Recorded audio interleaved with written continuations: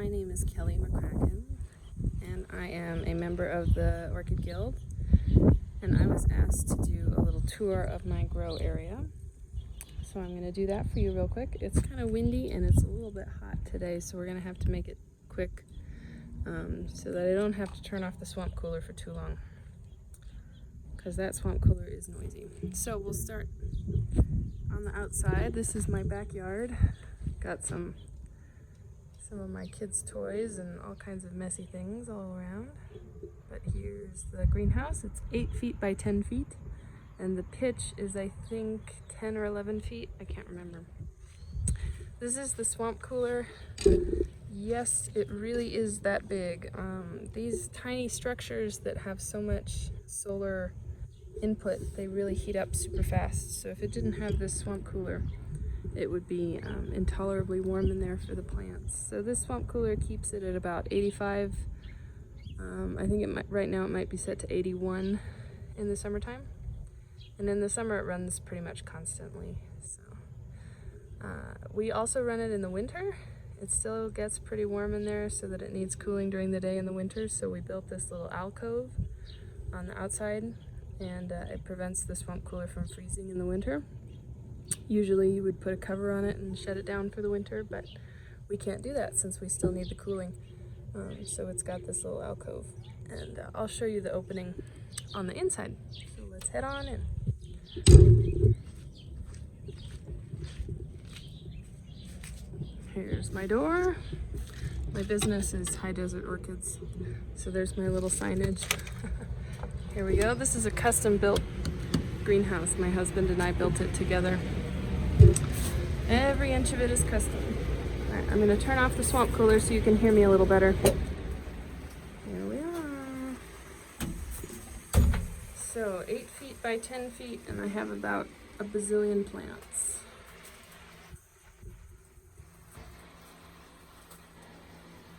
They're hanging from the roof, they're on the bench, they're under the bench, they're everywhere. Many of you know I also own a commercial orchid business, High Desert Orchids, and so all of my commercial plants are usually stored under the benches here. So I've got some Mastivalias going up for sale later, and so it's kind of fun to have the layers of plants. Sorry for the shaky camera work. There we go. I specialize in miniature plants, both professionally and personally. I just really like miniature plants. I've been kind of doodling with planted arrangements like this. This is kind of fun to make. I really like miniature Sophronitis hybrids, like this guy. Sophronitis species. I think this is Wildfire. This is a primary hybrid.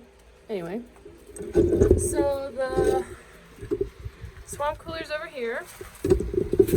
This is the inlet of the swamp cooler. We've got a controller on the other side of the greenhouse.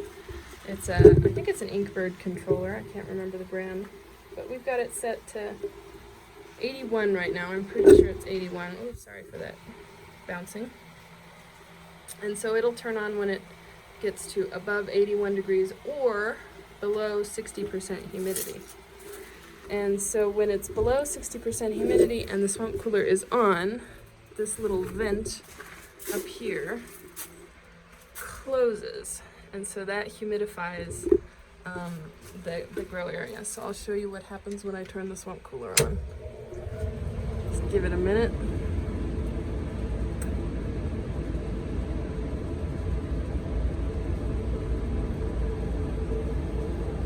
It'll open in a second. Come on now. There it goes. And so that'll close once the temperature is reached. Presumably, the humidity will be low at that point. So I'm just going to turn that back off. And my controller is under a bunch of plants over there, as you can see. The thermostat for the heater is right there.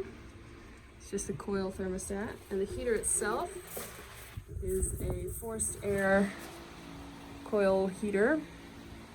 It turns on when things get below 55. I have it set a little bit warmer right now because it's summertime. I don't want things getting below 60, so I have it set to about 62 right now. I've got plants. So here's a little shelf. I've got plants hanging on my shelf. I grow mastivalias, some, not a whole lot. I've got intermediate temperatures, so they do all right in here. They'd like a little bit more humidity, but they do okay. And then, of course, I mentioned the little Sophronitis. This is a sweet species, Mantiqueira from Brazil. What else we got? I go phals. Phals don't really like it in here. It's a little bit too cold. So I mentioned I let it get to 55, and pretty much the minimum for Phalaenopsis is about 60, 65. So there's a couple species that do okay with me. Schilleriana is one of them, which this is. This is Phalaenopsis schilleriana. And there's a couple of deciduous species like Parishii and Lobii that do pretty okay with me. But for the most part, I grow intermediate growing plants. I've got some nice cattleyas. They grow up in the ceiling.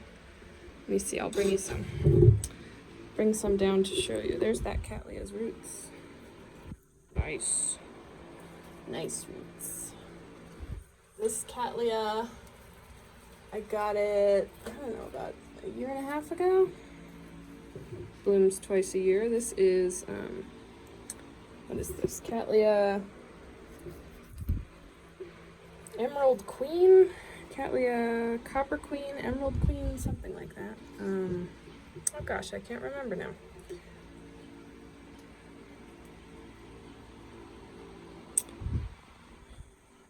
I'm trying to remember. I just can't remember. I'll post the name if I can think of it.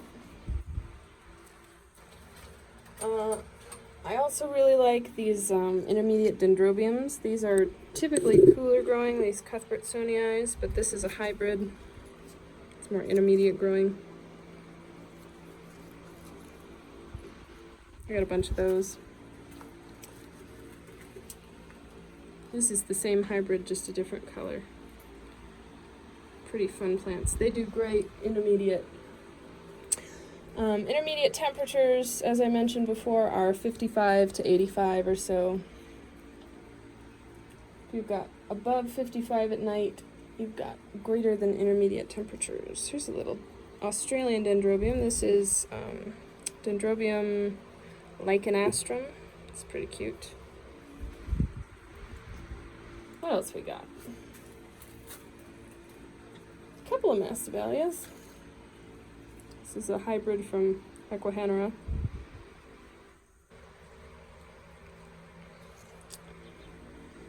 Not fragrant.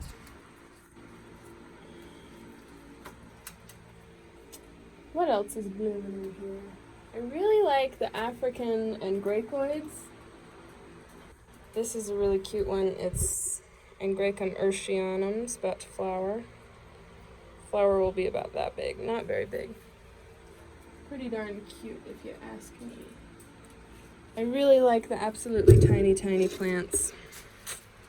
There's a SL Orpidii, another Mastivalia back here. Oh, this is a fun one. Zygostades eleniana from Brazil. Really awesome miniature. So I've got this backsplash here, which is hardwood cloth. And I've got a bunch of hanging mounted plants on that backsplash. And this goes all the way up to the ceiling. I don't know if I can rotate the camera, but it goes all the way up to the ceiling. So the very brightest plants get that bright, bright light. And then down here at the bottom, these are shadier growing plants. And then I've got benches. I've got 2 benches on either side. This is expanded metal, it's called.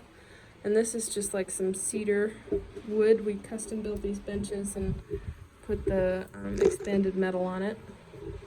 And so there's one on each side. One and one. You can probably see it a little better on this side. And then I've got these tubs here.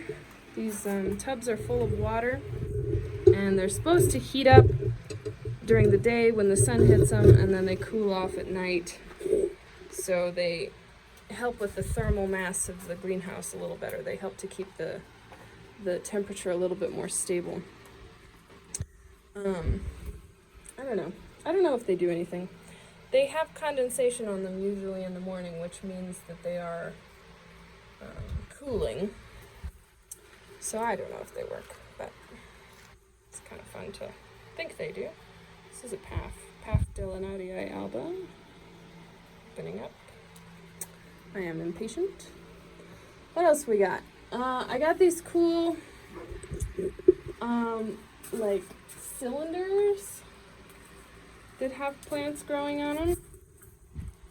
So I don't know if you can see that, but there's a tube of hardware cloth in there, and then I've got these hanging plants that are hanging on it.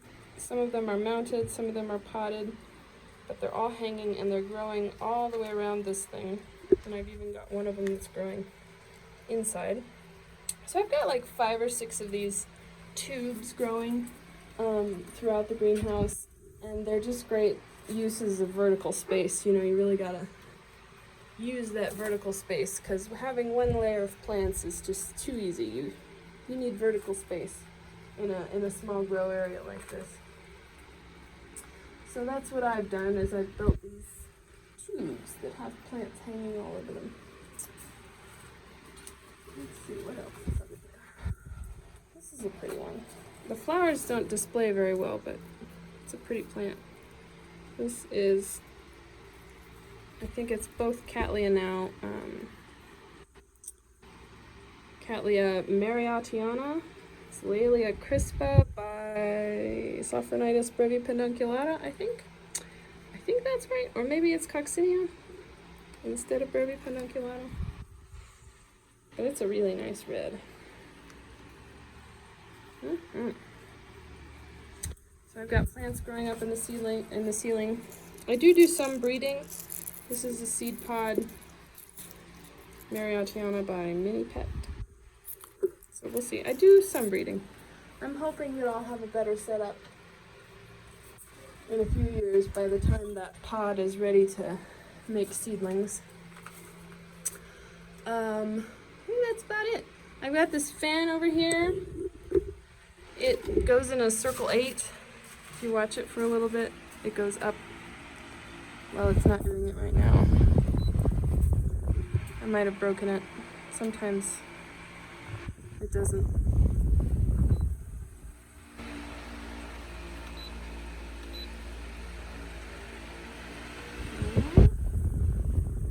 I guess it doesn't travel in a figure 8 anymore, but it goes back and forth. Just kind of mixes up the air a little bit. And I have more plants over here. I got plants everywhere. Plants, plants, plants. I got more hanging plants over there. There's a little vanda right here. Plants left and right. Paf. I don't grow a lot of paphs. I'm mostly a Cattleya person. Cats and grapeoids. That's my jam. So I guess that's about it. I hope you guys are tolerating your stay-at-home order well, and I'll see you guys at the next meeting, whenever that may be.